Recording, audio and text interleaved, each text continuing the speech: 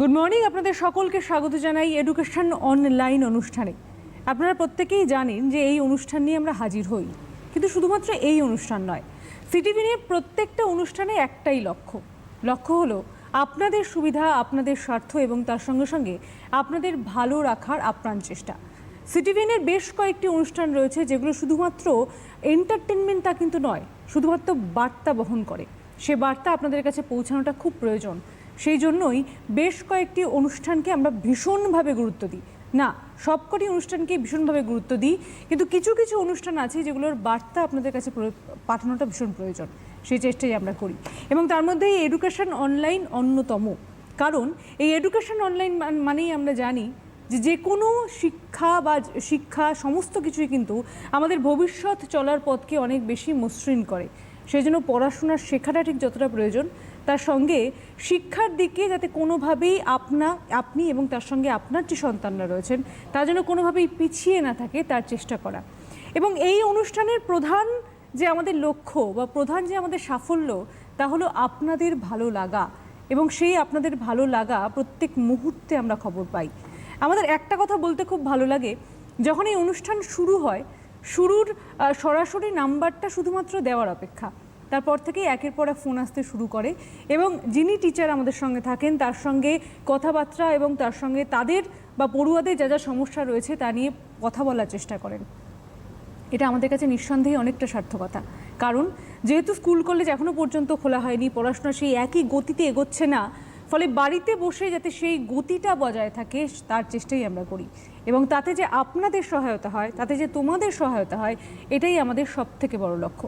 আমরা এক একটা দিন এক একটা ক্লাস নিয়ে আলোচনা করি, তবে বেশ কয়েকদিন ধরে একাদশ শ্রেণী নিয়ে আমরা রয়েছি। আজকে আমরা একাদশ শ্রেণী নিয়ে পড়াশোনা করব এবং আজকে আমরা একাদশ শ্রেণীর বাংলা নিয়ে পড়াশোনা করব। কোন চ্যাপ্টারটা নিয়ে পড়বো আসবো, তবে তার আগে আজকে যে টিচার যিনি রয়েছেন তার সঙ্গে একটু আলাপটি সেরে নিই। না, আলাপ সারছি বললে বোধহয় ভুলই বলা হবে, কারণ যিনি এসেছেন তিনি আপনাদের সামনে বহুবার এসেছেন, বহুবার আপনাদের বুঝিয়েছেন। আজকে আমাদের সঙ্গে রয়েছেন স্যার নিহার রঞ্জন জয়ধর, দমদম বৈদ্যনাথ। নমস্কার স্যার, আপনাকে আরও একবার স্বাগত আমাদের অনুষ্ঠানে। আপনার কাছ থেকে আমরা আরও বিস্তারিত বিষয়গুলি জানবো। অনেক কিছু রয়েছে যেগুলো জানার রয়েছে, কারণ আজকে স্যার যে বিষয়টা নিয়ে এসছে, অর্থাৎ যে চ্যাপ্টারটা নিয়ে এসছে, মজার এবং নিঃসন্দেহে ভীষণ সুন্দর। আজকে বিশ্বকবি রবীন্দ্রনাথ ঠাকুরের লেখা বা গুরুদেবের লেখা কর্তার ভূত, এই বিষয়টি নিয়ে বা বলা যায় এই চ্যাপ্টার নিয়ে আজকে আমরা পড়াশোনা করব। তবে বেশ কিছু প্রশ্ন আমরা সাজিয়ে রেখেছি, আমরা প্রশ্নে যাব। তবে তার আগে এই যে বিষয়টা, অর্থাৎ এই কর্তার ভূত কি রয়েছে, এই বিস্তারিতটা স্যার আপনারা বোঝাবেন। স্যার, নতুন বছর, খারাপ লাগার বিষয় হচ্ছে যে নতুন ছেলেমেয়েরা স্কুলে ভর্তি হয়ে গেছে, কিন্তু তাদের মুখোমুখি এখনও হতে পারিনি। 11-এ পড়ানো মানে এক অর্থে এটাই প্রথম। তো সিটিভিএন চ্যানেলকে আমার জন্য অসংখ্য ধন্যবাদ, এই সুযোগটা দিয়েছেন। আশা করি আমার স্কুল, পার্শ্ববর্তী স্কুল এবং যারা যারা সারা বাংলা জুড়ে যারা যারা এই অনুষ্ঠানটা দেখছে তাদের সবারই একটা সাধারণ পরিচয় হবে বিষয়টার সঙ্গে। কর্তার ভূত রবীন্দ্রনাথের একটা গল্পটা লিপিকা গ্রন্থ থেকে নেওয়া। লিপিকা গ্রন্থের একটা মজার ব্যাপার আছে, ছোট ছোট বাক্য এবং লেখার ধরনটা এমন, কখনো কখনো অনেকে একে কবিতাও বলতে চান, গদ্য কবিতা বলেন বা এরকম কিছু একটা, এবং সবটাই একটা বৈঠকি মজা আছে। মানে আপনি বসে বসে গল্পটা শুনতে পারেন। আশ্চর্য বিষয়, প্রত্যেকটা গল্পের মধ্যে সুগভীর কিছু বক্তব্য আছে যেগুলি আমাদের সমাজকে, সমকালকে, আমাদের রাজনীতিকে, আমাদের শিক্ষা ব্যবস্থাকে নাড়া দিয়ে যায়। আপনারা যারা দীর্ঘদিন ধরে বলবো প্রজন্ম থেকে প্রজন্মান্তরে বাংলা পড়ছেন, তারা খেয়াল করবেন যে অনেক পুরনো ছিল অসন্তোষের কারণ। যাদের একটু বয়স বেশি, এখন যারা বাবা মা হয়েছেন তারা মনে করে দেখুন, এর আগের সিলেবাসে ছিল তোতা কাহিনী, নতুন সিলেবাসে কর্তার ভূত। অসাধারণ একটা গল্প। তো যে কথা বললাম যে একটা গল্প বলার মেজাজের সঙ্গে অসাধারণ কিছু বার্তা, গভীর কিছু বার্তা দেওয়ার কথা আছে। আমরা প্রথমে গল্পটা একটু শুনি কি আছে, খুব সংক্ষেপে, একদম পরপর লাইন ধরে নয়। কর্তার ভূত, একজন কর্তা আছেন, তার অনুগামী আছে। বলতে গেলে দেশশুদ্ধ সবাই তার অনুগামী, কিছু ব্যতিক্রম থাকেই। বুড়ো কর্তা মারা যাবেন, সবাই তাকে ঘিরে আছেন, কর্তা মনে মনে ভাবছেন সাধারণ লোকজন যারা অনুগামী তারা এসে বলছে কর্তা তুমি মরে গেলে আমাদের কি হবে। কর্তা মনে মনে ভাবছেন হ্যাঁ সত্যি তাই, এদেরকে ঠান্ডা রাখবে কে। এবারে এই আমি বললাম যে গল্পের মেজাজ, কিন্তু অনেক কিছু বোঝার আছে, গভীর কিছু ভাবনা আছে। এদেরকে ঠান্ডা রাখবে কে, বলছেন না ভালো রাখবে কে, ঠান্ডা রাখবে কে, অর্থাৎ ঠান্ডা রাখাটা একটা কৌশল। কিন্তু মরণ তো এড়ানো যাবে না, মরণ এড়ানোর জন্যেই তা লোকটা বললেন, তখন দেবতা তিনি উপস্থিত হলেন, তিনি বললেন কোনো ভয় নেই, বুড়ো কর্তাকে মরার পরে আমি একে ভূত করে দেবো, তোমাদের ঘাড়ে চেপে থাকবে। তো একটা সুবিধা হলো যে আজকে যিনি কর্তা আছেন তিনি মারা যাবেন, আবার নতুন কর্তা হবেন তিনিও মারা যাবেন, তখন আবার এরকম সমস্যা হবে যে নতুন কর্তা কে হবেন। কিন্তু ভূত যদি একবার কর্তা হতে পারে তাহলে ভূত তো আর মারা যাবে না, অনন্তকালের জন্য কর্তা হয়ে গেল। একটা দারুণ ব্যাপার ভাবুন, যারা অনন্তকালের শাসক, যারা অনন্তকাল ঘাড়ে চেপে বসে থাকে, তাদের হাতে সমাজের কি অবস্থা হয়, দেশের কি অবস্থা হয়। তা কর্তা ভূত হয়ে মানুষের মাথায় চেপে থাকবে। যাক, আমরা ভূতের গল্পে ঢুকেছি, বেশ ভালো লাগছে। যখনই কর্তা ভূত হয়ে চেপে থাকবেন দেশের লোক খুব নিশ্চিন্ত হলো। এবারে সমস্যা হলো, দেশের লোক খুব নিশ্চিন্ত হলো কেননা ভবিষ্যৎকে মানলেই তার জন্য যত ভাবনা, ভূতকে মানলে তো কোনো ভাবনা নেই, সকল ভাবনা ভূতের মাথায় চাপে, অথচ তার মাথা নেই, সুতরাং কারোর জন্য মাথা ব্যথাও নেই। এবারে ভূত হলে আরেকটা সুবিধে আছে। কি সুবিধে? ভূতের মাথা নেই, আর যদি মাথা না থাকে তাহলে মাথা ব্যথা থাকবে না। আপনি আপনার চারপাশে ছেলেমেয়েরা যারা পড়াটা শুনছো, তারাও ভাবো তোমাদের চারপাশে যদি মাথা না থাকে তাহলে মাথা ব্যথা থাকে না, আর মাথা না থাকলে প্রতিবাদ তৈরি হয় না। সুতরাং ভূত করে যদি চাপিয়ে দেওয়া যায় তাহলে আর মাথা ব্যথা থাকবে না, কোনো প্রতিবাদ থাকবে না। এবারে এই গল্পটা তো ভূতের গল্প, কিন্তু একটু লাইনটা আমরা একটু যদি আবার পড়ি, কেননা ভবিষ্যৎকে মানলেই তার জন্য যত ভাবনা, ভূতকে মানলে কোনো ভাবনা নেই। আচ্ছা, ভবিষ্যতের বিপরীত তাহলে ভূত, তাহলে এখানে ভূতকে আর ভূত থাকলো? ভবিষ্যতের বিপরীত তো অতীত, তাহলে এখানে ভূত কি হয়ে গেল? অতীত তো। অর্থাৎ আমাদের মাথায় ভূত চেপে থাকছে না, আমাদের মাথায় অতীত চেপে থাকছে। এইবারে আমরা একটু প্রেক্ষাপটে আসি। এই গল্পটা যখন লেখা 1922 এই সময় হবে কম বেশি। রবীন্দ্রনাথ এর আগে পরে অনেক লেখা লিখেছেন। আমাদের পাঠ্যতে সূচিতে আর একটা নাটক আছে পাপপুণ্য, গুরু। সে গুরু নাটকে সে একই রকম বক্তব্য যে ভারত তখন ইংরেজ শাসনাধীন, নবজাগরণ একটা পর্ব চলছে, নবজাগরণ পর্বটা শেষ হয়ে গেছে। এখন ভারতবর্ষ দুটো মুখের দিকে তাকিয়ে আছে, একটা অতীত মুখ, একটা ভবিষ্যতের মুখ। রবীন্দ্রনাথ বারে বারে গল্প, নাটক, কবিতার মাধ্যমে মানুষকে সচেতন করতে চাইছেন যে এবার তো আমরা কোথায় যাবে। পুরনো অন্ধসংস্কার, অন্ধবিশ্বাস, কুসংস্কার, সামাজিক জড়তা, যেগুলি আমাদের জীবনে প্রতিদিনের জীবনে কোনো প্রয়োজন নেই, সেদিকে যাবে না আধুনিক শিক্ষা, বিজ্ঞান, স্বাস্থ্য এইসব ব্যাপারের দিকে যাবে।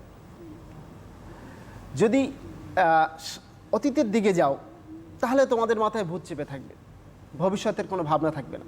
কিন্তু এই সময় দাঁড়িয়ে যদি ভবিষ্যতের কথা ভাবো, যদি শিক্ষার কথা ভাবো, উন্নত শিক্ষার কথা ভাবো, উন্নত বিজ্ঞান চর্চার কথা ভাবো, স্বাস্থ্যের কথা ভাবো, তাহলে কিন্তু ভূতকে মাথায় চাপালে হবে না, তোমাদেরকে ভবিষ্যতের কথাই ভাবতে হবে। কিন্তু গল্পে ব্যবস্থাটা এমন করে দেওয়া হয়েছে যে ভূতকে মাথায় চাপিয়ে দেওয়া হলো, ভবিষ্যতের কথা ভাবা হলো না। এবারে কিছু লোক আছে যারা ভূতকে মানতে চায় না। তোমার সমাজে যিনি মাথা হয়ে বসে আছেন সবাই হয়তো তার কথা মানেন, কিন্তু কিছু লোক তাদের মানতে চায় না, তাদেরকে কানমলা দেওয়া হয়। এবারে এই ভূত যে চেপে আছেন তার হয়ে কথা বলার জন্য একটা গোষ্ঠী তৈরি হয়। বুঝতেই পারো, তোমাদের চারপাশেও আছে। আমাদের যে সমাজ ব্যবস্থা, আমাদের শিক্ষা ব্যবস্থা, সেটা ভালো হোক মন্দ হোক, তার হয়ে এবং তার বিপক্ষে কথা বলার জন্য দুটো গোষ্ঠী আছে। যারা ক্ষমতায় থাকে তাদের হয়ে কথা বলার লোক বেশি, সুতরাং তাদের গোষ্ঠীটা শক্তিশালী। তারা তখন কিছু তত্ত্ব দিয়ে মানুষকে বোঝানোর চেষ্টা করে যে দেখো, এই যে ভূতগ্রস্ত হয়ে থাকা এটা কিন্তু বেশ মজার, কারণ তোমরা তাহলে চোখ বুজে চলবে। এই চোখ বুজে চলা হলো দেশের সবচেয়ে আদিম চলা, এটা হলো অদৃষ্টের চাল। তোমরা যদি এটাকে খারাপ মনে করো তাহলে ভেবে দেখো তো, সৃষ্টির প্রথম কীটাণুরা, গাছেরা, সবাই এভাবেই চলে, তারা কি ভালো নেই? তারা তো ভালোই আছে। এরকম অকাট্য যুক্তি, অর্থাৎ সৃষ্টির আদি জীব, জীব কীটাণু, তারপরে গাছ, তারা যদি চোখ বুজে চলে ভালো থাকে, তাহলে তোমরাও ভালো থাকবে। এই অকাট্য যুক্তি শোনার পরে ওই দেশের মানুষেরা বেশ গর্বিত হয়। কীরকম গর্বিত হয়? আমাদের হিন্দু ধর্ম 5000 বছর পুরনো, এই আমাদের মিথ্যা অহংকার। ভালো কথা। আচ্ছা, 5000 বছর পুরনো ধর্ম নিয়েই কি আমরা টিকে থাকবো, না ধর্মটাকে সংস্কার করা হবে? আজকে পর্যন্ত আমাদের মধ্যে যে জাতিভেদ প্রথা বর্তমান, আজকে পর্যন্ত আমাদের মধ্যে যে কুসংস্কার বর্তমান, সেগুলি কি আমরা বহন করে নিয়ে চলব? সেই তার আগেই রামমোহন রায় সতীদাহ প্রথা বন্ধ করেছেন, মেয়েদের শিক্ষার ব্যবস্থা চালু করেছেন ঈশ্বরচন্দ্র বিদ্যাসাগর। যদি সেরকম বলা হতো যে মেয়েরা পড়াশোনা করলে বিধবা হবে, সেটা কি আমাদের মেনে নেওয়া ঠিক হতো? স্বামী মারা গেলে একজন লোক একটা, দুটো, তিনটে, চারটে, পাঁচটা, কত বিয়ে করছেন ঠিক নেই, কাউকে কাউকে খেরো খাতা রাখতে হতো যে তার কতজন স্ত্রী সেটা তিনি গুনে গুনে রাখতেন, সেখানে ঘুরে ঘুরে বেড়াতেন। একজন লোক মারা গেলে দেখা গেল তার পেছনে তার স্ত্রীদের সতীদাহ করা হবে। তো এই যদি ধর্ম হয়, তা সেই ধর্ম পুরনো হলে তাকে গর্ব করে লাভ নেই। বরং ধর্মের যেগুলি ভালো আছে অসংখ্য, সনাতন ধর্মের ভালোর কোনো শেষ নেই। এই ধর্ম কাউকে আক্রমণ করে না, কারো উপর আগ্রাসী মতামত নেই, যত মত তত পথ, কোনো দেশ দখল করতে যায়নি। তাহলে আমরা এই ধর্মের খারাপগুলিকে নেব না ভালোগুলিকে নেব? রবীন্দ্রনাথ আমাদের দুটোর মাঝখানে দাঁড় করিয়ে বোঝাতে চাইছেন যে দেখো, দুটো দিকে আছি, তোমরা কোন দিকটা নেবে। সুতরাং আমাদের ধর্ম 5000 বছরের পুরনো, এই পুরনো কুসংস্কার, অন্ধবিশ্বাস, এইগুলিকে নিয়ে আভিজাত্য অনুভব করার কোনো মানে নেই। আমি বড় জাত এই কথা মনে করে অভিজাত হওয়ার কোনো মানে নেই। একজন উচ্চ বংশের, তথাকথিত উচ্চ বংশের লোক যদি অশিক্ষিত হয়, তার থেকে তথাকথিত নিম্ন পরিবারের, গরিব পরিবারের, তফসিলি জাতিভুক্ত, উপজাতিভুক্ত মানুষ যদি উচ্চশিক্ষিত হয়, তার মূল্য অনেক বেশি। কিন্তু আমরা যদি সেই অতীতকে মেনে চলি, তাহলে সেটাই বলা হবে যে একজন একদম অশিক্ষিত ব্যক্তি, সে একজন উচ্চ পরিবারে জন্মালো, সেই বড় হয়ে থাকবে। সেটা তো ধর্ম নয়, সেটা নিয়ে আভিজাত্য অনুভব করার কোনো কারণ নেই। আবার এই ভুতুরে যে জেলখানা, যেখানে মানুষকে আটকে রাখা হয়, যে ধারণার মধ্যে মানুষকে আটকে রাখা হয়, তার নায়েব হচ্ছেন, ভূতের নায়েব হচ্ছেন তার দারোগা। এবারে এই জেলখানা জেলখানা ফুটো করে বেরোবার কোনো উপায় নেই। কেন উপায় নেই? ভূতের জেলখানা ইট, পাথর, সিমেন্ট দিয়ে তৈরি হয় না, এটা তৈরি করে রাখা হয় মানুষের মনের মধ্যে। আমরা যদি কুসংস্কারকে কাটাতে না পারি, তাহলে এই জেলখানা থেকে বেরোতে পারবো না। আচ্ছা, এই জেলখানায় যেরকম সশ্রম কারাদণ্ড আছে, এই জেলখানাতেও কারাদণ্ডের ব্যবস্থা আছে। তবে এখানে জেলখানায় যে কারাদণ্ড দেওয়া হয়, তাতে যে ঘানি ঘোরানো হয়, তাতে যে তেল বেরোয়, তাতে কিন্তু মানুষের তেজ শুকিয়ে যায়। তোমরা একটা জিনিস দেখবে, তোমরা আশা করি কেউ এখনও সেই অভিজ্ঞতার মধ্যে যাওনি, আর কোনোদিন যাবেও না, এটাই আশা করি। কিন্তু জেলে কাজ করানো হয়, তাতে উৎপাদন হয়, তাতে কিছু অর্থনৈতিক লাভ হয়। একজন জেলের কয়েদি যখন বাড়ি ফেরেন, তখন সে বেশ কিছু টাকা নিয়েই ফেরেন, কারণ 10 বছর জেল খাটার পরে তার প্রতিদিন কাজ করে তার কিছু টাকা জমে, সেটা নিয়ে বাড়ি ফেরেন। তোমরা এই বইতেই যে গল্পটা আছে ডাকাতের মা, সেখানে দেখবে সৌখী, মূল চরিত্র সৌখী, সে যখন জেল খেটে বাড়ি ফিরেছে, অনেকটা টাকা নিয়ে বাড়ি ফিরেছে, কম্বল নিয়ে বাড়ি ফিরেছে, তো সে উৎপাদন হয়। কিন্তু এই জেলখানায় যে উৎপাদন হয়, তা কিন্তু হাত দিয়ে ধরা যায় না, তাতে আমাদের শিক্ষা স্বাস্থ্যের কোনো উন্নতি হয় না। কি হয়? তাতে মানুষের তেজ বেরিয়ে যায়, ঠান্ডা হয়। কেন? আচ্ছা ভাবো, তুমি সারা বছর 11-এ ভর্তি হয়েছে, সারা বছর পড়াশোনা করলে না, সরস্বতী ঠাকুরের মূর্তি বসিয়ে সারা বছর পুজো করলে, তোমার সর্বস্ব দিয়ে, সব কিছু খরচ করে সারা বছর তার নামে ঘিয়ের প্রদীপ জ্বালিয়ে, ধূপধনু জ্বালিয়ে সারা বছর পুজো করলে, ফুল কিনলে, তোমার সব শেষ। পরীক্ষা হয়ে গেলে এবারে তুমি 3 মাস বিশ্রাম করবে। পরীক্ষার পরে রেজাল্ট বেরোলো, তুমি সাদা খাতা জমা দিয়ে এসছো, তুমি জানো সরস্বতী ওখানে লিখে দেবেন। রেজাল্ট কী এলো বুঝতেই পারছো। আরেকজন, সে একদম পড়াশোনা করে, একদম সরস্বতীর পুজো করেনি, সারা বছর পড়াশোনা করেছে, সে খাতায় সব লিখে এসছে। এবার রেজাল্ট বেরোনোর পরে তুমি ভাবো তোমার কি রেজাল্ট আসবে, তার কি রেজাল্ট আসবে। অর্থাৎ তুমি যদি মনের মধ্যে ওই জেলখানা তৈরি করে রাখো, যেখানে ভূত নিয়ন্ত্রণ করে, পুরনো ভাবনা, পুরনো চিন্তা, যেখানে শিক্ষা নেই, স্বাস্থ্য নেই, বিজ্ঞান নেই, সেটাকে যদি মাথায় নিয়ে বসে থাকো, তোমার তেজ শেষ, তোমার সর্বস্ব শেষ। কিন্তু তুমি যদি এমন একটা জেলখানায় থাকো যে জেলখানায় আধুনিক শিক্ষা আছে, বিজ্ঞান আছে, স্বাস্থ্য আছে, তাহলে তুমি কিন্তু উন্নত হবে। তার জন্যই বলছেন যে ভূতের রাজত্বে আর কিছুই না থাক, অন্ন হোক, বস্ত্র হোক, স্বাস্থ্য হোক, শান্তি থাকে। অর্থাৎ ভূতের জেলখানায় তুমি অন্ন, বস্ত্র, স্বাস্থ্য কিচ্ছু পাবে না, কিন্তু শান্তি পাবে। কিসের শান্তি? শ্মশানের শান্তি, কারণ তুমি তো নিস্তেজ হয়ে গেছো। একটা দুরন্ত শিশু বাড়িতে সে খেয়ে দিয়ে যদি সুস্থ থাকে, সারা দিন দুষ্টামি করে, বাড়ির লোকজন তার জন্য পাগল হয়ে যায়। এবার ভাবো তো, বাচ্চাটা অসুস্থ হলো, নিস্তেজ হয়ে পড়ে আছে, সেই বাড়ির লোকের কি আর ভালো লাগবে? ওই ছেলেটা যতই দুরন্ত হোক, বাড়ির লোকজন কিন্তু তার দুষ্টামি সহ্য করেই খুশি। কিন্তু সে যদি অসুস্থ হয়ে পড়ে থাকে, তখন কিন্তু বাড়ির লোকের চিন্তার শেষ থাকে না। অর্থাৎ দেশের লোক শিক্ষা, স্বাস্থ্য, বিজ্ঞান এসব বাদ দিয়ে যদি শান্ত থাকে, সেটা কিন্তু শুভ লক্ষণ নয়। আচ্ছা, কীরকম শান্তি সেটা একটু দেখো। যে অন্য অন্য দেশে আছে, ভূত যদি কাউকে ধরে সে দেশে ওঝা আনা হয়, কিন্তু আমাদের দেশের সমস্যা হচ্ছে ওঝাকেই আগে থেকে ভূতে পেয়ে আছে। মানে অর্থটা কি? তোমাদের সমাজের যিনি নিয়ন্ত্রণকর্তা, তিনি হচ্ছেন ভূতের শাসক, তিনি হচ্ছেন ওঝা, সমাজের শাসক, ভূতের ওঝা। যদি কোনো কারণে সমাজের কিছু খুঁত ধরা পড়ে, সমাজের কোনো ব্যবস্থায় সমস্যা তৈরি হয়, তিনি সেই সমস্যাগুলিকে মেটান। কিন্তু এখানে যিনি সমস্যা মেটাবেন, তিনিই তো মাথায় তিনিই তো ওঝা, তাকেই ভূতে পেয়ে আছে।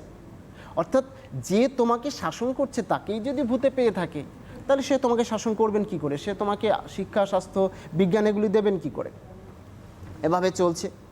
আচ্ছা, এই ভূত শাসন নিয়ে, যে শাসন ব্যবস্থায় কোনো শিক্ষা নেই, স্বাস্থ্য নেই, অন্ন নেই, বস্ত্র নেই, বিজ্ঞান নেই, এটা নিয়ে দীর্ঘদিন ভালো থাকা যায় না। মানুষের মনে প্রশ্ন জাগে, কোনো দ্বিধা প্রশ্ন জাগে। কিন্তু একটা সময় পর্যন্ত এই দ্বিধাটা ছিল না, তারা প্রাথমিকভাবে ভেবেছে এটা ভালোই আছে। তখন সেই সমাজের মানুষকে কবি আমাদের লেখক তুলনা করেছেন ভেড়ার সঙ্গে, যে খুঁটিতে বাঁধা, ভ্যাও করে না, মেও করে না, একেবারে পুরোপুরি মাটির মানুষ। এবারে জিনিস দেখো, আমরা সমাজে আগে খুব শুনতাম ছেলেটা খুব ভালো, একেবারে মাটির মানুষ।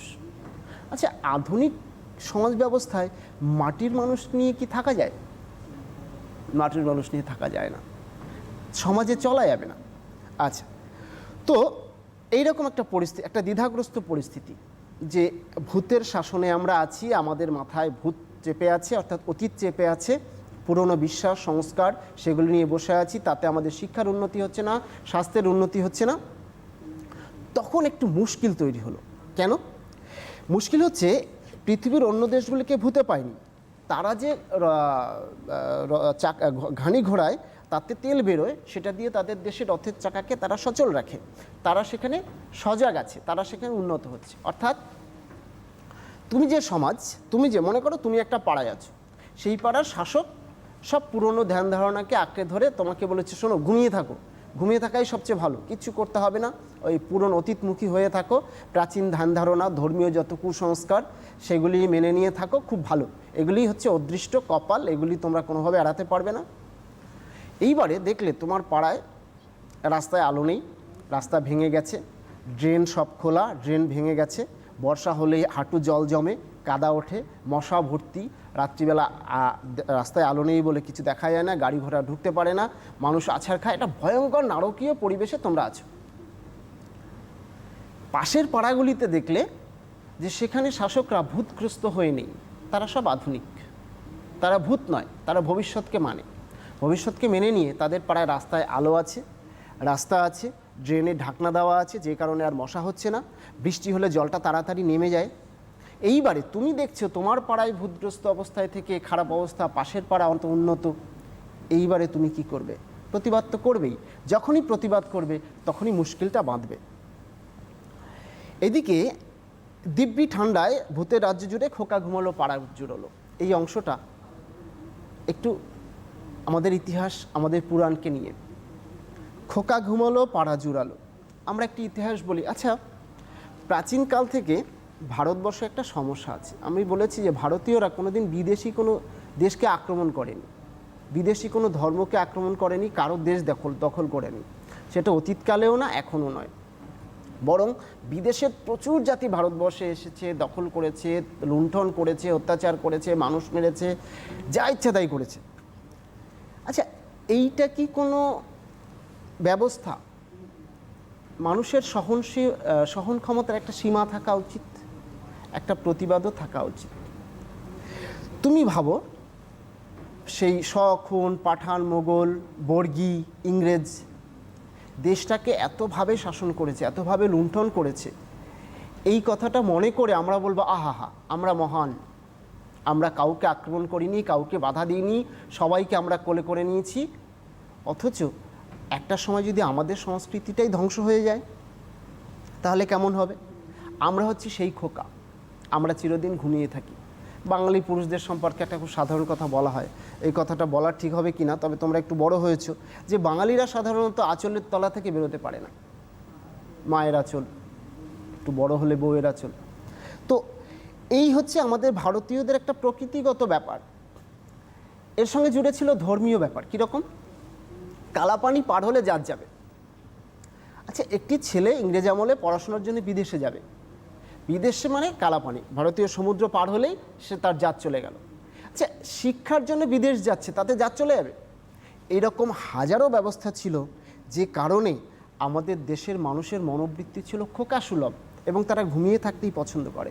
এবার তুমি যদি ঘুমিয়ে থাকো, আধুনিক বিশ্বে একটা কথা আছে, শক্তি শান্তি আনে, শান্তি শান্তি আনে না। তুমি যদি শক্তিশালী হও, অন্য দেশ তোমাকে আক্রমণ করতে পারবে না। তুমি যদি দুর্বল হও, তাহলে অন্য দেশ তোমাকে আক্রমণ করবেই। তোমরা এখনকার ভারতের সীমান্ত অঞ্চলগুলিতে যে বিদেশি যারা আমাদের থেকে একটু বেশি শক্তিশালী, বুঝতেই পারছো তারা আমাদের সঙ্গে কেমন করছে। আমাদের থেকে কম শক্তিশালী হয়ে তারা আমাদের আক্রমণ করতে চাইছে। যারা বেশি তারা তো করবেই। সুতরাং শক্তি শান্তি আনে, শান্তি শান্তি আনে না।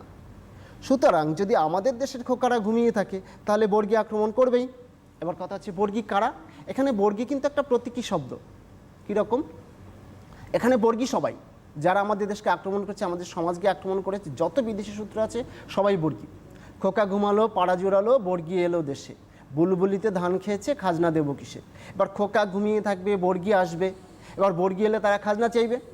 এবার একটা জিনিস ভাবো, তুমি ঘুমিয়ে থাকলে, চাষবাস করলে না, কিচ্ছু করলে না, খাজনা দেবে কি করে? এইবারে তুমি গিয়ে তোমার ভূতকে বললে, আচ্ছা ভূত, তুমি তোমাদের মাথায় বসে আছো, বর্গীরা এসে খাজনা চায়, কী করব? বলছে শোনো, তাতে আমার কোনো দোষ নেই, দোষ হচ্ছে বর্গীদের। বর্গীরা আসে কেন এবার বলো তো? মোগল পাঠানকে কে গিয়ে জিজ্ঞেস করবে তোমরা আসো কেন? তারা তো আসবেই, তারা তো এই দেশের মানুষকে অত্যাচার করবেই।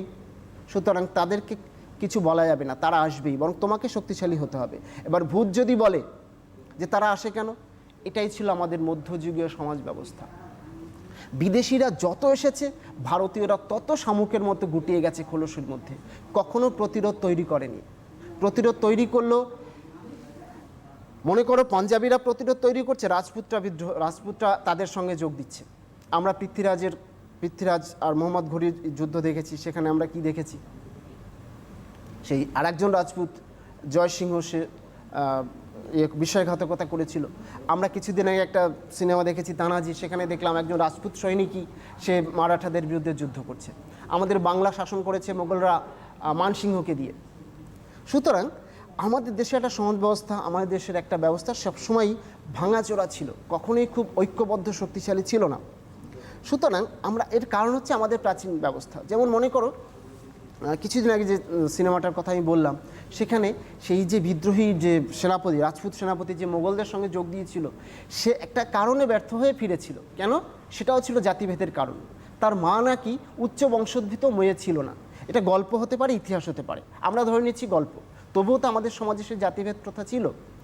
মা উচ্চ বংশোদ্ভূত নয় বলে সন্তান তার উপযুক্ত মূল্য পেল না, সে তখন বিদ্রোহী হয়ে গেল।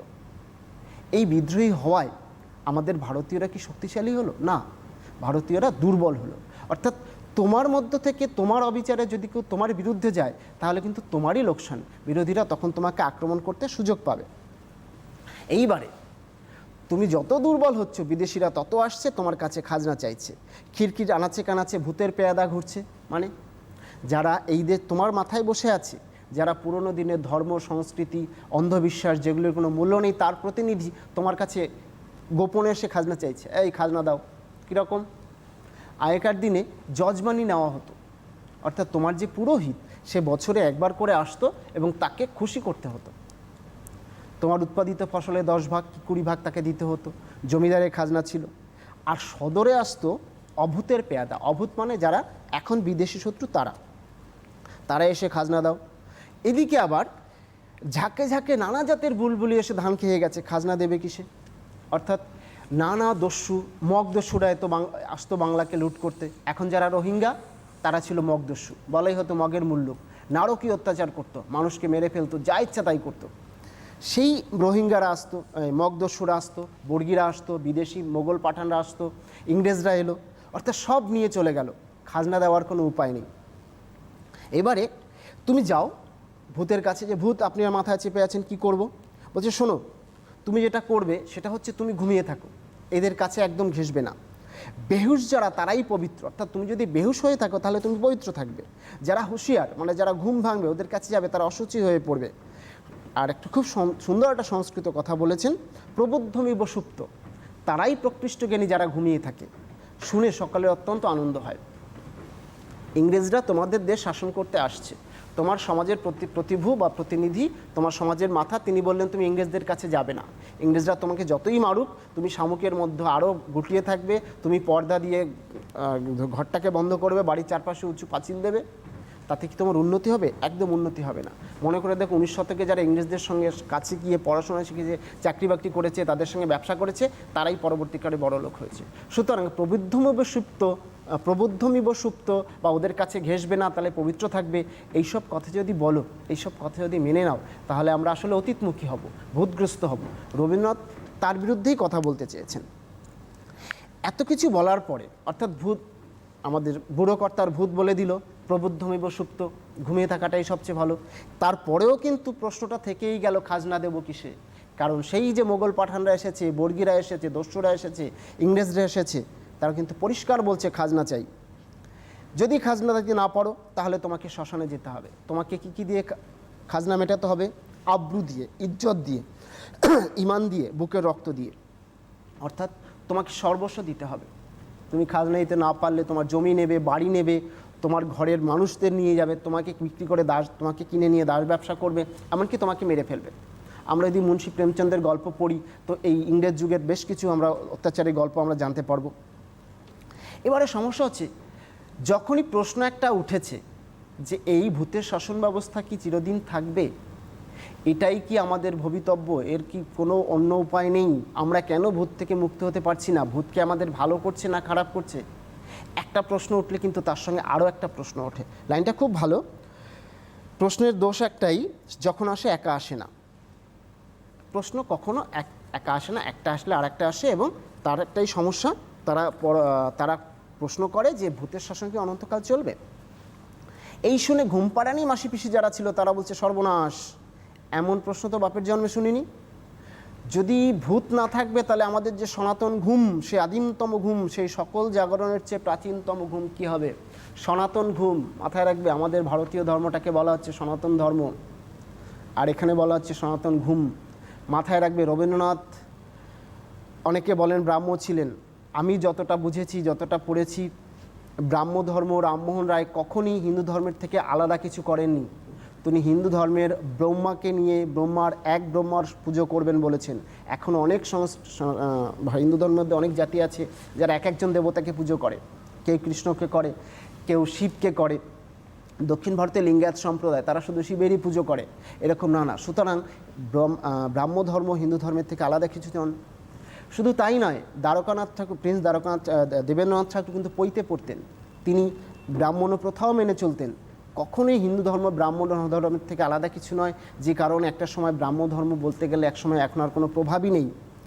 সুতরাং সেই ধর্মের তিনি কিন্তু কখনো খারাপ চাননি। তিনি চেয়েছেন একটা ধর্ম, তার মধ্যে যে খারাপ দিকগুলি আছে সেগুলি সরাতে পারলে ধর্মটা আরও শক্তিশালী হবে, ধর্মটা আরও উন্নত হবে, সেই ধর্মের মানুষেরা অনেক ভালো থাকবে। সুতরাং এই যে বলছে সনাতন ঘুম, এতে কিন্তু তিনি ধর্মকে কোনোভাবে আঘাত করতে চাননি, বরং ধর্মকে আরও স্বাস্থ্যবান করতে চেয়েছেন। তো সবাই যখন, যারা ঘুম পাড়ানো মাসি বেশি, তারা বলছে যে কি হবে, সনাতন ঘুমের কি হবে, আদিমতম ঘুমের কি হবে? ঘুম আদিম হোক আর সনাতন হোক, সেটা একটা নির্দিষ্ট সময় পর্যন্ত ভালো। আমাদের ভালো স্বাস্থ্যের জন্য 8 ঘন্টা ঘুমানো উচিত, 6 ঘন্টা হলেও ঠিক আছে, 7 ঘন্টা হলেও ঠিক আছে, কিন্তু আগের দিন রাত 10টায় ঘুমিয়ে পরদিন সকাল 10টায় উঠে তুমি বললে মা স্নান করে খাবো, এটা মোটেই স্বাস্থ্যকর নয়। সুতরাং এই যে সনাতন ঘুম, যে ঘুমে মানুষ কখনো জাগে না, আধুনিক পৃথিবীর দিকে কখনো তাকায় না, সবসময় পুরনোকে নিয়ে পড়ে থাকে, সেই ঘুম কখনোই ভালো হতে পারে না। এবারে বলছে ঘুমপাড়ানি মাসিপিসিরা বলছে শোনো, আদিম ঘুম, সনাতন ঘুম তাকে নষ্ট করা যাবে না, অর্থাৎ আদিম ধর্ম, সনাতন ধর্ম তাকে নষ্ট করা যাবে না। বলছে ঠিক আছে, কিন্তু প্রশ্ন তো আছেই, এই যে বুলবুলি আর বর্গি এদের কি করব? মাসিপিসির দল বলে বুলবুলির ঝাঁককে কৃষ্ণ নাম শোনাবো আর বর্গির দলকেও। বলছে শোনো, আমি বর্গি আর বুলবুলিকে কৃষ্ণ নাম শোনাবো। আমার মনে পড়ছে কাজী নজরুল ইসলামের একটা কবিতার লাইন, আমার কৈফিয়ত। লাইনটা আমার মনে নেই, কিন্তু অর্থটা এরকম, বাঘের খাঁচার সামনে তুমি নতুন ঘাস কেটে নিয়ে গিয়ে ঘাস সহ হাতটা ঢুকিয়ে দিলে, অর্থাৎ এবার বলো তো, বাঘ কোথায় কামড় দেবে? তোমার হাতে না ঘাসে? পরীক্ষা করতে যেও না, তোমার হাতটাই ছিঁড়ে নিয়ে নেবে। অর্থাৎ তুমি যদি বুলবুলি বা বর্গিকে কৃষ্ণ নাম শোনাতে চাও, তাহলে তোমার গলাটা কেটে নেবে, যেটা করেছে মোগল পাঠানরা, যেটা করেছে ইংরেজরা। কত মানুষকে মেরেছে, দেশের পর রক্তের বন্যা বইয়ে দিয়েছে, দেশকে শোষণ করেছে, এই দেশের সম্পদ লুট করে নিয়ে গেছে। এখনও যারা আমরা একটু ইতিহাস লোকের কাছে যখন গল্প শুনি, যে এমনও আছে ভারতবর্ষ থেকে সম্পদ লুট করে নিয়ে ইংরেজরা বিদেশে যাচ্ছে, সেই জাহাজ সমুদ্রের মধ্যে ডুবে আছে, সেই জাহাজ এখনও উদ্ধার করা যায়নি, তার এখনও খোঁজ চলছে। ভারতের থেকে বড়লাটরা এত টাকা লুট করে নিয়ে গেছে, ইংরেজরা ওই দেশে গিয়ে তারা সহ্য করতে পারেনি যে এত বড় চোর। অনেক বড়লাটের বিরুদ্ধে ওই দেশে কোর্টে মামলা হয়েছে, তাতে তারা জেলে গেছে। বাবু, ভারত থেকে চুরি করে নিয়ে গেছে, ইংরেজরা তাকে জেলে ঢুকিয়েছে, কেন? এত চুরি করেছে। তাহলে আমাদের দেশ থেকে ওরা কত চুরি করেছে। ইংল্যান্ডে কৃষি জমি নেই, খনিজ সম্পদ নেই, কয়েকটা ছোট ছোট দ্বীপ আজকে পর্যন্ত পৃথিবীর একটা প্রধান শক্তি, কেন জানো? পুরোপুরি ভারতকে শোষণ করে। তো সেই রকম মোগল, পাঠান, ইংরেজ যারা ভারতবর্ষকে ছিবড়ে করে ফেলেছে, রক্তের বন্যা বইয়ে দিয়েছে, তাদেরকে কি করব? তাদেরকে কি কৃষ্ণনাম শোনালে তারা শুনবে? শুনবে না। তাদেরকে কৃষ্ণনাম শোনাতে গেলে তারা তোমাকে মেরেই ফেলবে। মাসিভুসি, আচ্ছা, অর্বাচীনেরা উদ্ধত হয়ে বলে যেমন করে পারি ভূত তাড়াবো। অর্বাচীন মানে যারা প্রাচীন নয়, নতুন প্রজন্ম, তারা বলছে না না, তোমাদের এসব কথা শুনবো না, আমরা বুঝে গেছি বাঘের সামনে ঘাস ধরলে বাঘ কখনো ঘাস খায় না, হাতেই কামড় দেয়। সুতরাং বর্গী, মোগল, পাঠান, মগদস্যু বা ইংরেজ, এদের সামনে যদি আমরা কৃষ্ণনাম শোনাই তাহলে আমাদেরই মেরে ফেলবে। সুতরাং আমরা আর তোমাকে মানবো না, তোমাকেই তাড়াবো। নতুন প্রজন্ম বলছে এবার ভূতকে তাড়াবো। ভূতের নায়েব চোখ পাকিয়ে বলে চুপ, এখনও ঘানি অচল হয়নি। শুনে দেশের খোকা নিস্তব্ধ হয়, তারপরে পাশ ফিরে শোয়। এই কথা বলার পরে দেশের খোকারা একটু ভয় পায়, কিন্তু মাথায় রাখো, যখন প্রতিবাদ একটা উঠেছে সেটা কিন্তু কখনো বন্ধ হবে না। আর রবীন্দ্রনাথ কখনোই সরাসরি আন্দোলন, সরাসরি বিদ্রোহ এসব কথা বলেননি। তার বিদ্রোহের মধ্যে একটা গভীরতা আছে, তার বক্তব্যের মধ্যে একটা ইঙ্গিত আছে। তো পাশ ফিরে শোয়া মানে একটু নতুন ভাবনা, কিভাবে এই ভাবনাটাকে, ভূত তাড়ানোর ভাবনাটাকে নতুন করে আবার তৈরি করা যায়। এবারে গল্পের আমরা একদম শেষ দিকে এসে পড়েছি। উপসংহারে রবীন্দ্রনাথ কি বলছেন, যে মোদ্দা কথা হচ্ছে, ভূত বুড়ো কর্তা বেঁচেও নেই, মরেও নেই, আছেন ভূত হয়ে, সে দেশটাকে নাড়েও না, ছাড়েও না। অর্থাৎ আমাদের মাথায় যে ভূত আছে, সে ভূতকে আমরা ছাড়তেও পারছি না, ভূতকে ছেড়ে নতুন কিছু করতেও পারছি না। দুই একটা মানুষ আছে যারা এটা মেনে নিতে পারছে না। তারা গভীর রাতে হাত জোর করে বলে কর্তাকে, কর্তা এখনও কি আমাদের ছাড়ার ব্যবস্থা হয়নি, ছাড়ার সময় আসেনি? অর্থাৎ তুমি এখন আমাদের ছেড়ে যাচ্ছ না কেন? কর্তা বলে, নোরে অবোধ, আমার ধরাও নেই, ছাড়াও নেই, তোরা ছাড়লেই আমার ছাড়া। তারা বলে, কর্তা ভয় করে যে? কর্তা বলেন, সেখানেই তো ভূত। শেষ জিনিসটা ভাবো, দুজন মিলে গিয়ে বলছে, কর্তা তুমি আমাদের কবে ছাড়বে? বলছে, আরে বোকা, আমি কি ছাড়বো রে, আমার ধরাও নেই, ছাড়াও নেই, আমি তো ওদের কখনো ধরিও নি, ছাড়িও নি, তোরা ছাড়লেই আমার ছাড়া। বলছে, ভয় করে যে? বলে, সেখানেই তো ভূত। অর্থাৎ আমাদের যে প্রাচীন অন্ধবিশ্বাস, কুসংস্কার, যেগুলো আমাদের সমাজে কোনো প্রয়োজন হয় না, সেগুলিকে আমরা ছাড়তে পারি না, সেগুলিকে আমরা চর্চা করেই যাই। চর্চা করে গেলে তুমি সেখান থেকে কখনই বেরোতে পারছো না। তোমার একদিন মনে হলো এটা বাদ দেবো, তোমার মনের মধ্যে ভয়, না দেব না, কিচ্ছু না। তুমি ভাবো পাড়ার মোড়ে একটা শনির মন্দির হয়েছে, তুমি প্রতি সপ্তাহে পুজো দাও, যখনই যাও নাক ঠুকে কপাল ঠুকে বেরিয়ে যাও। হঠাৎ একদিন মনে হলো, না আজকে আর কপাল ঠুকবো না, গত সপ্তাহে পুজো দিয়ে যা চেয়েছিলাম সেটা পাইনি, ঠকবো না। তোমার মনের মধ্যে ভয়, আচ্ছা গত সপ্তাহে পুজো দিয়ে কিছু পাইনি, এই সপ্তাহে যদি কপাল না ঠুকি তাহলে কোনো ক্ষতি করে দেবে না তো? এইটা ভাবলে তোমার মনে ভয়টা থেকে গেল, সুতরাং তুমি আর ওখান থেকে বেরোতে পারলে না। অর্থাৎ আচ্ছা এবার দেখো তো, যেই ঠাকুরের কাছে তুমি পা ঠুকলে সে তোমাকে ছাড়লো না, তুমি তাকে ছাড়তে পারলে না, তুমি তাকে ছাড়তে পারলে না। অর্থাৎ তুমি ছাড়তে পারলেই কর্তা ভূত ছেড়ে যাবে। এবং ওরা বলছে সেখানেই ভয়, বলছে হ্যাঁ ভূতটাও সেখানেই, অর্থাৎ ভূতটা তোমাদের মনে, ভূতটা আমি তৈরি করিনি। তাহলে সোজা কথা, এখানে ভূত মানে কোনো ভূতের গল্প নয়, এখানে ভূত হচ্ছে অতীত। আমাদের ভারতীয় হিন্দু ধর্মের, হিন্দু সমাজে যে মধ্যযুগীয় কিছু প্রথা ছিল, যেগুলি সত্যি আমাদের ধর্মে অনেক জায়গাতেই নেই, এটা একদমই আচার পরবর্তীকালে কিছু লোকজন তাদের স্বার্থসিদ্ধির জন্য তৈরি করেছেন, সেগুলিকে আমাদের ছাড়াই ভালো।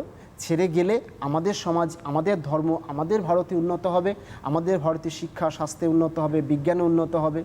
রবীন্দ্রনাথ একটা সন্ধিক্ষণে দাঁড়িয়ে, যখন ভারতবর্ষ দুই মুখে ছিল, একদিক অতীতমুখী একদিন ভবিষ্যৎমুখী, দুই মুখে দাঁড়িয়ে জনগণকে, সাধারণ মানুষকে সচেতন করতে চেয়েছেন যে দেখো অতীত মুখে গেলে তোমরা কিচ্ছু পাবে না, স্বাস্থ্য যাবে, শিক্ষা যাবে, বিজ্ঞান যাবে, সব যাবে। আর যদি ভবিষ্যতের মুখে যাও, আধুনিক শিক্ষাকে গ্রহণ করো, আধুনিক বিজ্ঞানকে গ্রহণ করো, আধুনিক কৃষিবিজ্ঞানকে গ্রহণ করো, তাহলে তোমরা উন্নত হবে। তোমরা কোথায় যাবে? ভূতকে ছেড়ে দেবে না ভূতগ্রস্ত হয়ে থাকবে? এটা হচ্ছে আমাদের গল্পের মূল বিষয়টা। এবারে কিছু প্রশ্ন আছে, একেবারে ম্যাম প্রশ্ন করুন। অবশ্যই। আচ্ছা, তাহলে আমরা জানতে পারলাম যে মূল বিষয়টা কি, পুরো বিস্তারিতভাবে স্যার বুঝিয়ে দিয়েছেন। আমরা কিছু প্রশ্ন সেট করেছি, সেই প্রশ্ন অনুযায়ী এগোচ্ছি। আমরা অবশ্যই এগোবো, তবে তোমাদের একটু জানিয়ে দেবো যে তোমরা যারা লাইভ অনুষ্ঠান এই মুহূর্তে দেখতে পাচ্ছ না, সেটা যে কোনো কারণেই হোক না কেন, তাদের জন্য কিন্তু, বিশেষত তাদের জন্যই ফেসবুক পেজ কিন্তু একেবারেই রয়েছে। ফেসবুক পেজও রয়েছে, তার সঙ্গে ইউটিউবও রয়েছে। তাই তোমরা সিটিভিএন এবং সিএন এই দুটোর ফেসবুক পেজে গেলে এবং তার সঙ্গে ইউটিউবে গেলে পরে তোমরা এই অনুষ্ঠানের সম্প্রচার বারবার দেখতে পাবে। সেই জন্য যারা লাইভ অনুষ্ঠান দেখতে পাচ্ছ না, তাদের চিন্তার কিচ্ছু নেই। আচ্ছা, আমরা তাহলে একেবারে প্রশ্ন শুরু করি। আমরা বেশ কিছু প্রশ্ন সেট করেছি, সেই অনুযায়ী আমরা এগোচ্ছি। তবে তোমাদের যদি কোনো প্রশ্ন থাকে, তোমরা সরাসরি নাম্বারে ফোন করে স্যারের সঙ্গে সরাসরি কথা বলতে পারো। স্যার, আমরা প্রশ্ন শুরু করি? হ্যাঁ, নিশ্চয়ই নিশ্চয়ই। আচ্ছা, আমাদের প্রথম প্রশ্ন আজকে রয়েছে, সুতরাং কারোর জন্য মাথা ব্যথা নেই, কেন নেই মাথা ব্যথা? আচ্ছা, যখনই ভূত হলো কর্তা, তখন তো ভূতের মাথা থাকে না, আর মাথা না থাকলে মাথা ব্যথা থাকবে কেন? এটা সোজা কথা, ভূতের মাথা নেই, সুতরাং মাথা ব্যথা নেই। এবারে এটা তো আর উত্তর নয়, এটা হচ্ছে বইয়ের লাইন। আমাদের বুঝতে হবে রবীন্দ্রনাথ কেন লিখছেন গল্পটা। আমরা যে সমাজে আছি, সেই সমাজের যিনি কর্তা, যিনি প্রাচীনপন্থী, তিনি মারা গেছেন। এখনও আমরা তাকে মাথায় নিয়ে বসে থাকবো? তার প্রাচীন পন্থা মাথায় নিয়ে বসে থাকবো? তার তো মাথা নেই। তিনি নতুন কিছু ভাবনা দেন না, নতুন কিছু করার কথা ভাবেন না। এবারে তুমি সবসময় যদি ভাবো আহা গতকালকে কেমন গেছে, কত সুন্দর ছিল, তাহলে কিন্তু তোমার নতুন কিছু করার কোনো চিন্তা আসছে না, চিন্তা ভাবনা নেই, তোমার মাথা ব্যথা নেই। কিন্তু যদি ভাবো আমি সামনে বছর রেজাল্টটা ভালো করব, ভালো রেজাল্ট করে ভালো কলেজে ভর্তি হব, ভালো কলেজে ভর্তি হয়ে ভালো একটা কাজ পাবো, আমি অনেক বেশি আয় করব, বাড়ি কিনবো, নিজে গাড়ি কিনবো, বিদেশ ঘুরতে যাব, আচ্ছা তুমি যখন এই ভাবনাগুলি ভাববে তখনই তোমার মাথা ব্যথা হবে। তাহলে ওই ভাবনাটা হচ্ছে ভবিষ্যতের ভাবনা। আর তুমি যদি অতীতকে, ভূতের কথা ভাবো, অর্থাৎ অতীতের কথা ভাবো, কালকে কেমন ছিল, তার আগের দিন কেমন ছিল, যাতে কোনো উৎপাদন নেই, যাতে কোনো ভবিষ্যতের কথা নেই, সেটাতে তোমার মাথা ব্যথা হবে না, বরং দুই একটা হাসির কথা, দুই একটা মজার কথা মনে পড়ে মনটা একটু ভালো হবে। কিন্তু মন ভালো হলে ভবিষ্যতের কোনো লাভ হবে না। কিন্তু যখন তোমার ভবিষ্যতের কথা ভাববে, ভবিষ্যতের কথা মাথায় আনবে, তখন মাথা ব্যথা হবে। সুতরাং যার মাথা নেই তার আর মাথা ব্যথা কী করে হবে? এখানে মাথা নেই মানে ভবিষ্যতের ভাবনা নেই, যার ভবিষ্যতের ভাবনা নেই তার মাথা ব্যথা নেই। পরবর্তী প্রশ্নে আমরা চলে যাচ্ছি। আমাদের পরবর্তী প্রশ্ন রয়েছে, শুনে ভূতগ্রস্ত দেশ আপন আদিম আভিজাত্য অনুভব করে, অনুভূতিটি ব্যাখ্যা করো। আচ্ছা, আমাদের সনাতন, এখানে পরপর দুবার বলা হয়েছে সনাতন, আমাদের ভারতীয় সনাতন সংস্কৃতির মধ্যে জাতিভেদ প্রথা ছিল। জাতিভেদ প্রথা প্রথমে কিন্তু ছিল কর্মভিত্তিক, অর্থাৎ যদি ভাবো যে আমি একজন শিক্ষক, আমি পড়াচ্ছি, আমার কিন্তু পদবি হওয়া উচিত আচার্য, উপাচার্য, আচার্য।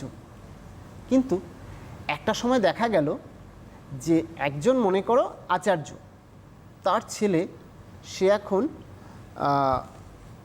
কোনো একটা মিস্ত্রি কাজ করে, মনে করো কম্পিউটার মিস্ত্রি, ইংরেজিতে ইঞ্জিনিয়ার বলে, সে আচার্য থেকে গেল, কিন্তু সে তো আচার্য নয়। অর্থাৎ যে জাতিভেদ প্রথাটা ছিল কর্মভিত্তিক, অর্থাৎ যে যা কাজ করবে তার সেটা জাতি, যে যুদ্ধ করবে সে ক্ষত্রিয়, যে পুজো পার্বণ পড়াশোনা করবে, পড়াশোনা করাবে সে ব্রাহ্মণ, যে ব্যবসা করবে সে বৈশ্য, কৃষিকাজ এবং সমাজের অন্যান্য কাজ, উৎপাদনমূলক কাজ যারা করবেন, উৎপাদনমূলক কলকারখানায়, কৃষিক্ষেত্রে, তারা শূদ্র। এইটা যখন একটা সময় কিছু লোকের ষড়যন্ত্রে বংশানুক্রমিক হয়ে গেল, তখনই সমস্যাটা তৈরি হলো।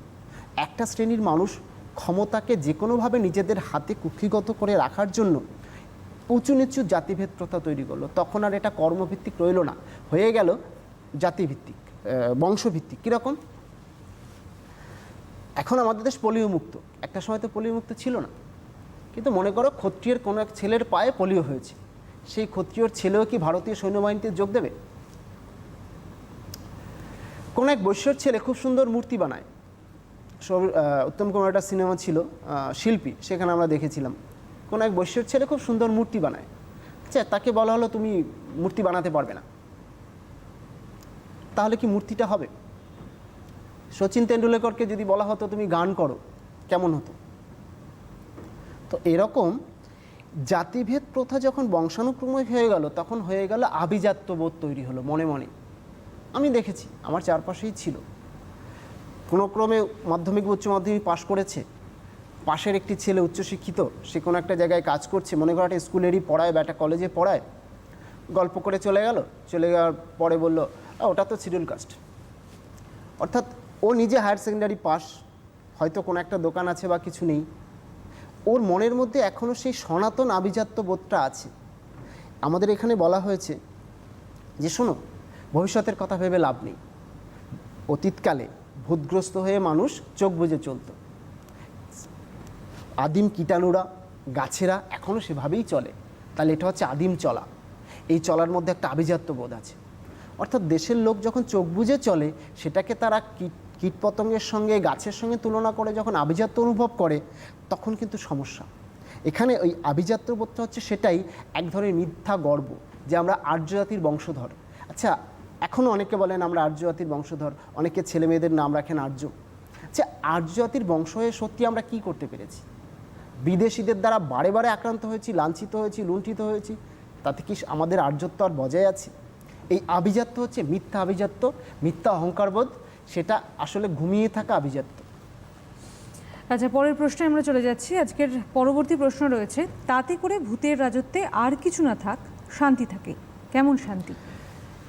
ভূতের রাজত্বে যে কাজগুলি করা হয়, প্রাচীন সংস্কার, অন্ধবিশ্বাস, যাতে কোনো উৎপাদন নেই। মনে করো তোমাকে আমি দেখেছি কোনো কোনো সম্প্রদায়, ছোটো ছোটো গোষ্ঠী বাড়ির কাজ দিয়েছে তার ভক্তকে, দিনে 10,000 বার একজন দেবতার নাম লিখতে হবে। তো পড়াশোনায় একটা গল্প আছে, সে লোকটা কি করেছে, একটা বড় বোর্ড বানিয়েছে, তাতে 100 বার সেই দেবতার নাম লেখা, এবং তিনি পাশে একটা আমাদের স্ট্যাম্প প্যাড থাকে, সেরকম প্যাডে ছাপ দিয়ে খাতায় একবার করে মারেন। অর্থাৎ একটা ছাপ মারলে পরে 100 বার লেখা হয়ে গেল, 10টা হলে 1000 বার, অর্থাৎ তিনি 1000 বার ওই ভগবানের নাম লেখা থেকে মুক্তি পেয়ে গেলেন। এইবারে এইরকম করে করে তোমার সারাদিনে, মনে করো সে ব্যবসায়ী, সারাদিন এই কাজটা করলো, তার কত ব্যবসা হলো সে জানলো না। এমনও হতে পারে তার কোনো ব্যবসাই হলো না। তো এই রকম অর্থহীন কাজ করে যাতে কোনো লাভ হয় না, সেটা করলে কিন্তু মানুষের শক্তি নষ্ট হয়, আর শক্তি নষ্ট হলে মানুষ নিস্তেজ হয়ে পড়ে, নিস্তেজ হয়ে পড়লে সে ঘুমিয়ে পড়ে। আমাদের দেশের অবস্থাও তাই হয়েছিল। প্রাচীন সংস্কার, অন্ধবিশ্বাস এগুলি মেনে চলতে চলতে তাদের শক্তি ক্ষয় হয়ে যাচ্ছিল, ক্ষয় হয়ে যাওয়ায় তার নিস্তেজ হয়ে যাচ্ছিল, সমাজটাই ঠান্ডা হয়ে থাকছিল। একেই বলা হচ্ছে শান্তি।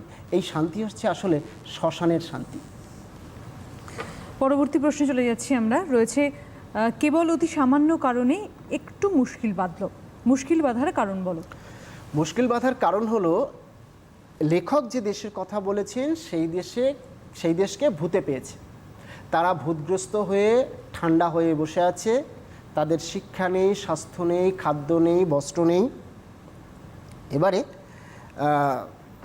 হ্যাঁ, প্রশ্নটা একবার বলুন তো। আচ্ছা, প্রশ্নটা রয়েছে, হ্যাঁ, মুশকিল বাদ, হ্যাঁ, শিক্ষা নেই, স্বাস্থ্য নেই। কিন্তু দেখা গেল যেই দেশগুলি থেকে ভূতে পায়নি সেই দেশগুলি শিক্ষা আছে, স্বাস্থ্য আছে, উন্নত সমাজ ব্যবস্থা আছে, তখন একটা বৈষম্য তো তৈরি হয়।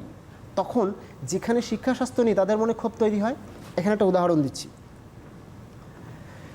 1946-এ জাপানে বোমা পড়ে, 45-46 জাপানে দুটো বোমা পড়ে। দ্বিতীয় বিশ্বযুদ্ধে জাপান একটা পক্ষে ছিল। মনে করো 46-47-এ তারা নতুন করে আধুনিক পৃথিবীতে যাত্রা শুরু করে।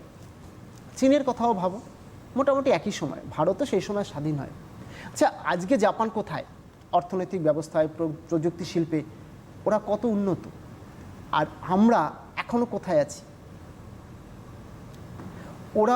ওরা প্রায় দুটো পরমাণু বোমা পড়ার পরে জাপান মোটামুটি ধ্বংস হয়ে গেল। ধ্বংসস্তূপের উপরে দাঁড়িয়ে একটা দেশ নতুন করে নিজেদের দেশকে গড়ে তুললো, নিজেদের জাতিকে গড়ে তুললো, নিজেদের জীবনকে উন্নত করলো। আর আমরা একই বয়সী হয়ে আমরা কোথায় পড়ে আছি? পার্থক্যটা কোথায়? পার্থক্যটা একটাই, 70 বছরে ওদের মাথায় কোনো ভূত ছিল না, আর 70 বছরে আমাদের মাথায় ভূত চেপে ছিল। যে কারণে, ওই ভূতের কারণে আমরা কিচ্ছু উন্নতি করতে পারিনি। আমাদের আধুনিক শিক্ষা হয়নি, আমাদের স্বাস্থ্য হয়নি, আমাদের কোনো উন্নতি হয়নি। আজকে কৃষিটাও আমরা বিদেশের থেকে পদ্ধতি ধার করছি। ইসরায়েলের কৃষি ব্যবস্থা আনার চেষ্টা করা হচ্ছে, যারা মরুভূমিতে চাষ করে। সুতরাং ওরা ভূতগ্রস্ত হয়ে থাকলে এবং ভূত থেকে মুক্তি পেলে কি হয়, এই দুটির তুলনা হচ্ছে ভারত এবং জাপান। একটা দেশ ভূতকে ছেড়ে কত উন্নত হয়েছে, আর একটা দেশ ভূতগ্রস্ত হয়ে কতটা নিচে পড়ে আছে। এবার দেখো, মুশকিল বাধার কারণ একটাই, যে উদাহরণটা পড়ানোর সময় দিয়েছি। তুমি যে পাড়ায় আছো, তুমি যে দেশে আছো, সেই দেশটা অনুন্নত, শিক্ষা নেই, স্বাস্থ্য নেই, মানুষের জীবনের উন্নত মান নেই। তুমি দেখছো চারপাশে দেশগুলো উন্নত হয়ে যাচ্ছে, তাদের দেশে আধুনিক শিক্ষা আছে, আধুনিক বিজ্ঞান আছে, আধুনিক কৃষি আছে। তখন তো তোমার মনে ক্ষোভ জাগবেই যে আমাদের দেশটাকে যারা শাসন করছে তারা কেন এরকম করতে পারছে না। তাহলে আমাদের দেশ এখন কে শাসন করছে? সেই ভূত, অতীত শাসকরা, অতীতপন্থী মানুষেরা। সেখানে যেহেতু আমাদের প্রতিদিনের জীবনে, আমাদের জীবনে যেগুলি প্রয়োজন হয়, আমাদের বেঁচে থাকার জন্য প্রয়োজন হয়, সেগুলি যখন আমরা না পাই, অথচ পাশের লোকজন পাচ্ছে, তখনই আমাদের মনে ক্ষোভ জাগে। এই ক্ষোভটাই হচ্ছে ভূত শাসনের মুশকিল। পরবর্তী প্রশ্ন রয়েছে, শুনে সকলের অত্যন্ত আনন্দ হয়, কোন প্রসঙ্গে সকলের আনন্দ হয়? প্রসঙ্গটি ব্যাখ্যা করো। আচ্ছা, তো আমাদের দেশে যারা ভূতগ্রস্ত আছে তাদের মধ্যে কিছু লোক আছে যে তারা ওই ভূতগ্রস্ত হয়ে ঘুমিয়ে থেকে, কীটাণুর মতো, গাছেদের মতো শুয়ে থেকে চোখ বুজে চলে আনন্দ পায়। তো তারা ঠান্ডা হয়ে গেল, এইভাবে জীবনযাপন করে ঠান্ডা হয়ে গেল। আমাদের দেশের মানুষের মনোবৃত্তি এখন খোকাদের মতো। এইবারে বর্গী এলো। বর্গী বলতে এখানে বিদেশি শত্রু, মোগল, পাঠান, ইংরেজ, বর্গী, মগ, এরা আমাদের দেশকে এসে লুট করে, মানুষ চুরি করে নিয়ে যায়, অত্যাচার করে, মেরে ফেলে, কেউ আবার বসে থেকে শাসনও করে। এবারে এরা যখন আসে তখন কিছু মানুষের মনে ক্ষোভ জাগে। তারা গিয়ে ভূতকে বলে, অর্থাৎ যিনি শাসন করছেন তাকে বলে যে এবার তো বর্গী এলো, তুমি আমাদের বাঁচাও। যে শোনো, এই যে বর্গী এলো তাতে তোমারও কোনো দোষ নেই, আমারও কোনো দোষ নেই। বর্গী আসে কেন, অর্থাৎ বিদেশিরা আসে কেন? এখানে তো আমাদের যুক্তি আগে ছিলই, বিদেশিরা তো আসবেই, তোমাকে দুর্বল দেখলে প্রতিবেশী তো আক্রমণ করবেই। আমাদের দেশেই তো একটা কথা আছে, বীরভোগ্যা বসুন্ধরা, জোর যার মুল্লুক তার, তো বাংলাতেই চলে। সুতরাং যাদের জোর আছে তারা আক্রমণ করবেই। আমি এটা বলেছি যে শক্তি শান্তি আনে, অর্থাৎ ভারত যদি শক্তিশালী হয় তাহলে বিদেশিরা আক্রমণ করবে না। ভারত শক্তিশালী ছিল না বলেই বিদেশিরা আক্রমণ করেছে, ভারত ঐক্যবদ্ধ ছিল না বলেই সেই সুযোগে বিদেশিরা আক্রমণ করেছে। এইবারে ভূতের যে নায়েব, ভূতের যে শাসনকর্তা, তিনি বুদ্ধি দিচ্ছেন, শোনো, যারা বর্গী তারা খারাপ লোক, তাদের কাছে যাবে না, তুমি তাদেরকে এড়িয়ে থাকবে। তাদেরকে এড়িয়ে থাকার জন্য তুমি বাড়ির চারপাশে পাঁচিল দাও, তুমি ঘরের দরজায় পর্দা লাগাও, তুমি তোমার ঘরের মানুষের মুখের উপরে পর্দা লাগিয়ে দাও, তুমি শামুকের মতো গুটিয়ে যাও। এইসব থাকলে তুমি পবিত্র থাকবে, সূচি থাকবে। বিদেশিদের কাছে গেলেই তুমি অসুচি হয়ে যাবে। যেমন ইংরেজদের সঙ্গে ব্যবসা করছো, তোমার জাত চলে গেল। তুমি ইংরেজদের স্কুলে পড়াশোনা করছো, জাত চলে গেল। তুমি বিদেশে পড়াশোনা করতে যাবে, তুমি অচ্ছুত হয়ে গেলে। অর্থাৎ তুমি যখনই ওদের কাছে যাবে তখনই তুমি অপবিত্র হবে, অসুচি হবে। তুমি যদি শামুকের মতো নিজের মধ্যে গুটিয়ে থাকো, পর্দার মধ্যে আটকে থাকো, তাহলে পবিত্র থাকবে।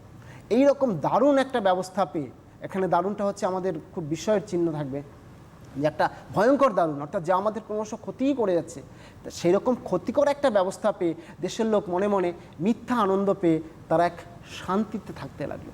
এটা খুব খারাপ শান্তি।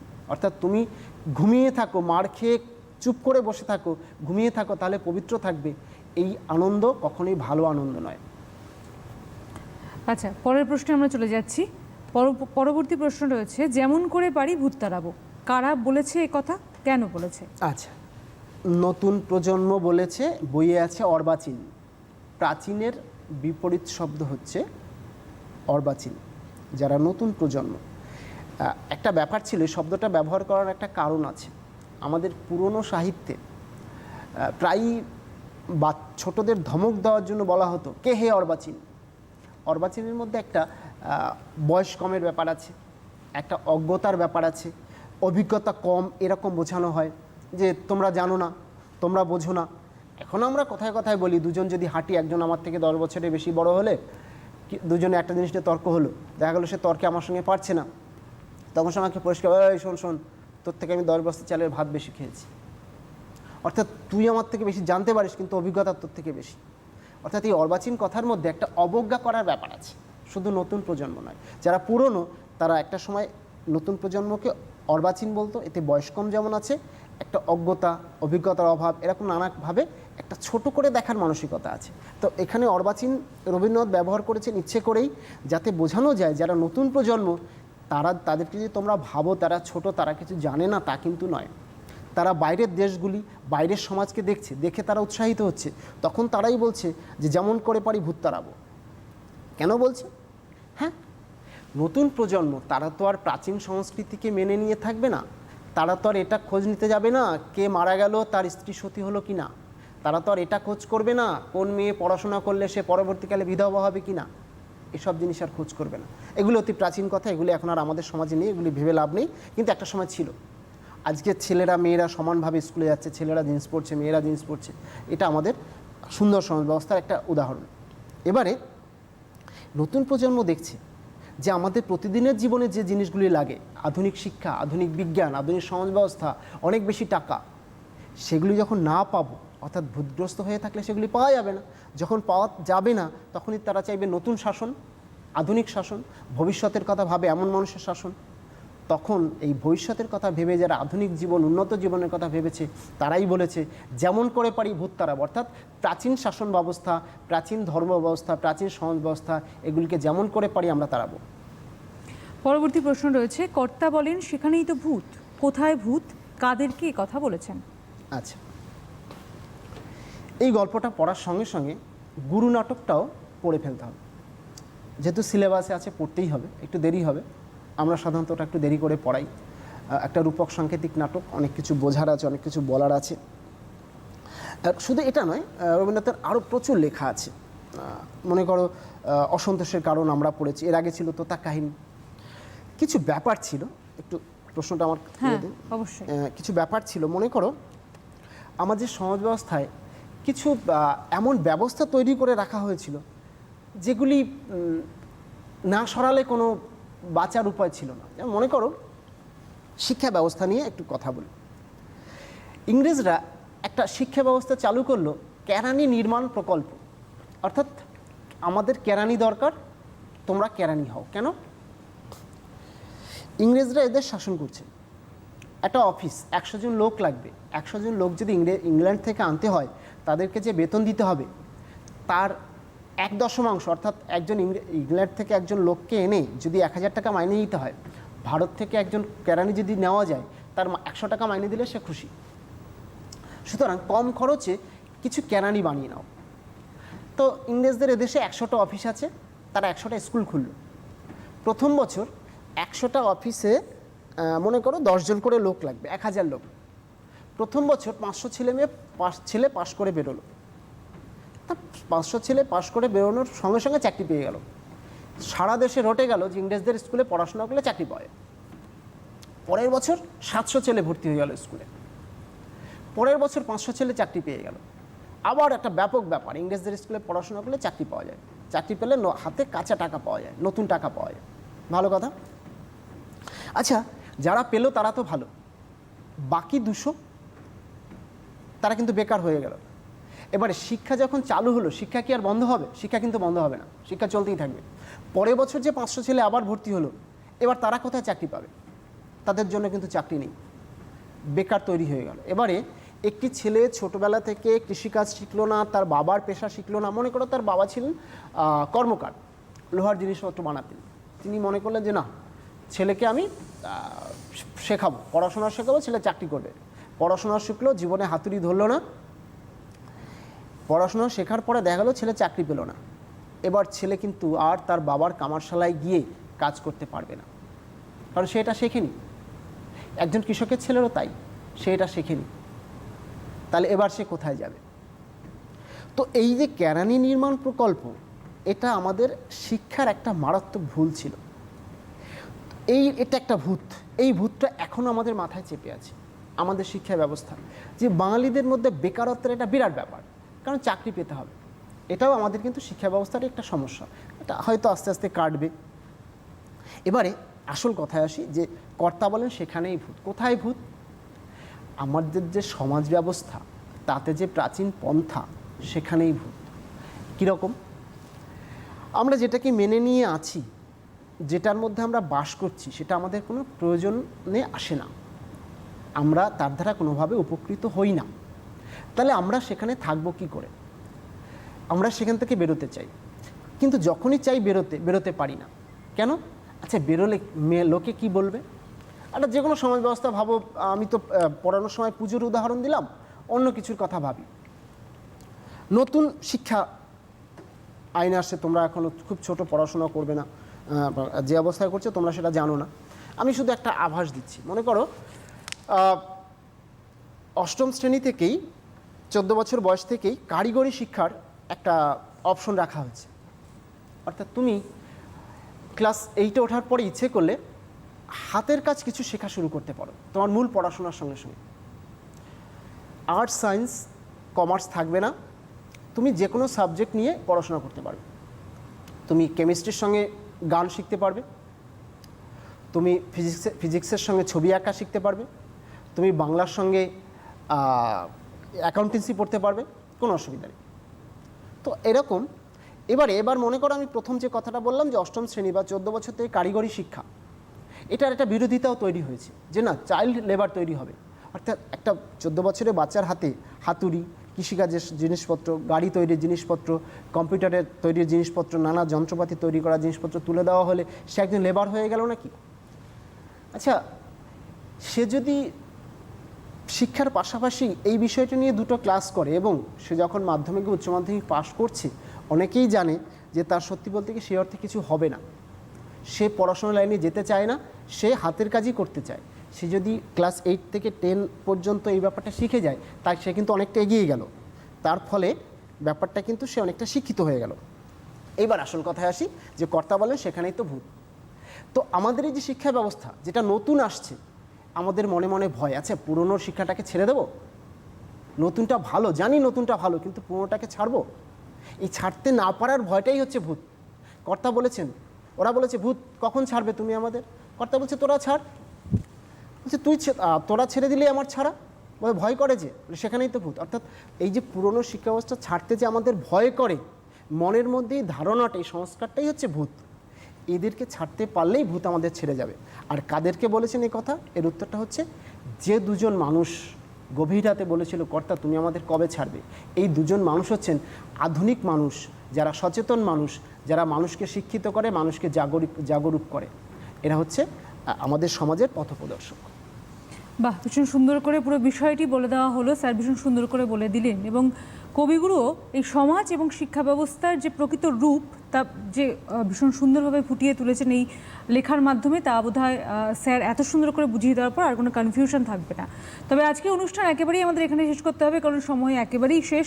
স্যার, আপনাকে অনেক ধন্যবাদ, এবং তোমাদেরও অনেক ধন্যবাদ আমাদের সঙ্গে থাকবার জন্য। তোমাদের সঙ্গে অবশ্যই আবার দেখা হবে পরবর্তী পর্যায়ে। ততক্ষণ ভালো থাকো, সুস্থ থাকো, মন দিয়ে পড়াশোনা করো, এবং অবশ্যই সঙ্গে রাখো সিটিভিএনকে।